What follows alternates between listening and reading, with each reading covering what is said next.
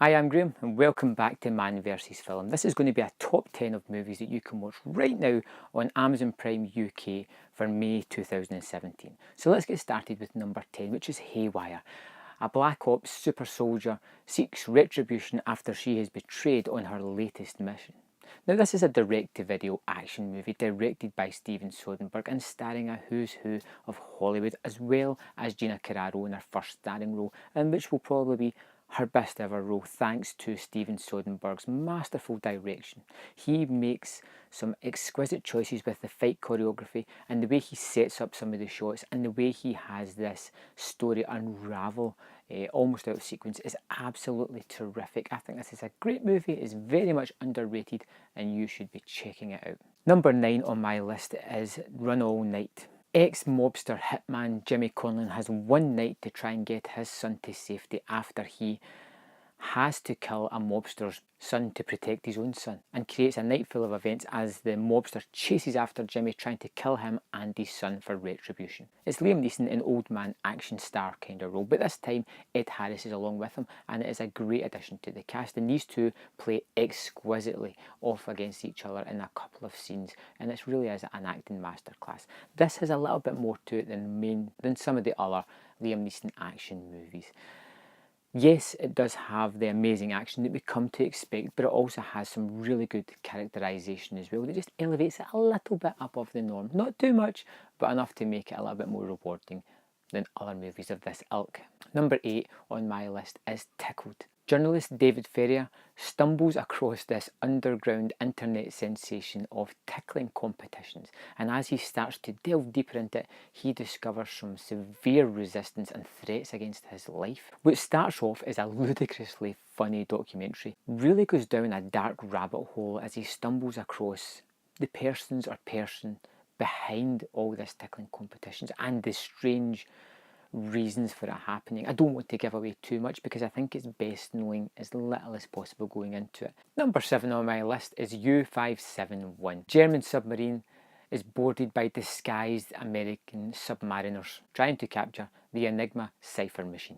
As a true live tale, something that happened in the war, this thing fails miserably. It plays fast and loose with the real story, very much so. But as a submarine thrilling movie, it works exceedingly well. It's got a really strong cast.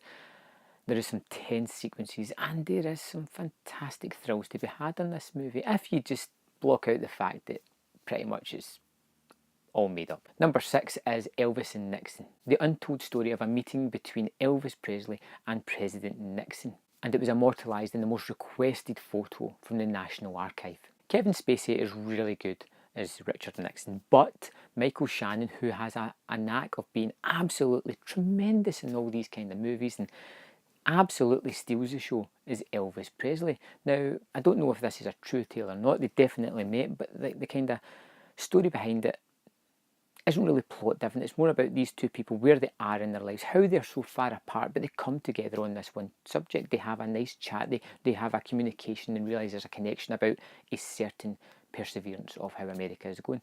It's a nice fun movie and it moves along pretty quickly, 85 minutes. Number 5 is Inherent Vice. In 1970, drug-fueled Los Angeles PI Doc Spertello investigates the disappearance of a former girlfriend. I had a lot of trouble with this movie the first time I saw it. I didn't really know how to get my head around about it. Then when you realise that the main character, Doc, is a stoner and the movie's from his point of view, it makes all of the choices a lot more interesting. How it kind of fades in and out of the story. One scene connects to another one very tenuously and you're like, what's going on? Why is it jumping? It's jumping about because he can't really remember all the facts. He doesn't really know what's going on. It's a movie that I tried to review several times and could never quite get out what I thought about it.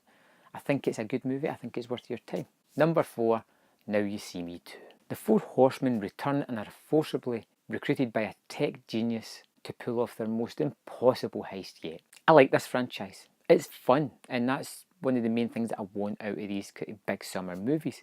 It has this core group of 4 characters that I really like, and I like the way they interact with each other. It has these neat tricks that I'm always kind of marvelled at, and I like, and they seem to be almost kind of realistic. There is some CG in it that makes it look a little bit not as cool as it should be. If it was more practical, it would be better.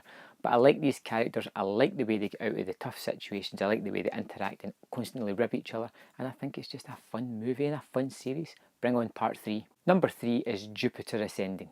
A young woman discovers her destiny as an heiress of intergalactic nobility. This is a science fiction Cinderella story, for lack of a better phrase. But it does have one thing that's very special, or two things more to be more specific. The Wachowski siblings, people who have this knack of really building a fantastic world that just marvels you. And again, you have this really strong universe of strange creatures that populate it that just makes you go, wow, I want to see more of that. I wish there could have been further adventures so we could have seen more of this great world that they really build.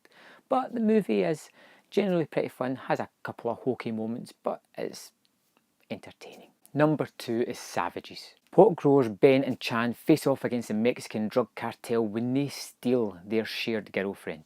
It's a gritty thriller from Oliver Stone with an A-list cast yet again. Set around the world of drugs and violence, this stylised, energetic movie by Oliver Stone is something that I rather enjoy.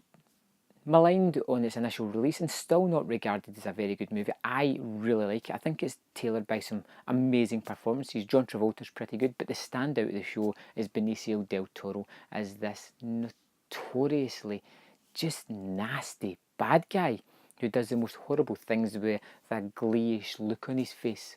Number 1 for the month of May 2017 is Focus. In the midst of veteran conman Nicky's latest scheme, a woman from his past and now an accomplished femme fatale turns up to throw his plans for a loop. Will Smith and Margot Robbie star in this fun heist movie, and I really like heist con movies altogether. I just think they're fun, and I love the little twist of how they did everything. You think it's going sideways, but it's going to work out all right, and that's what just gets me going. I just love these kind of movies.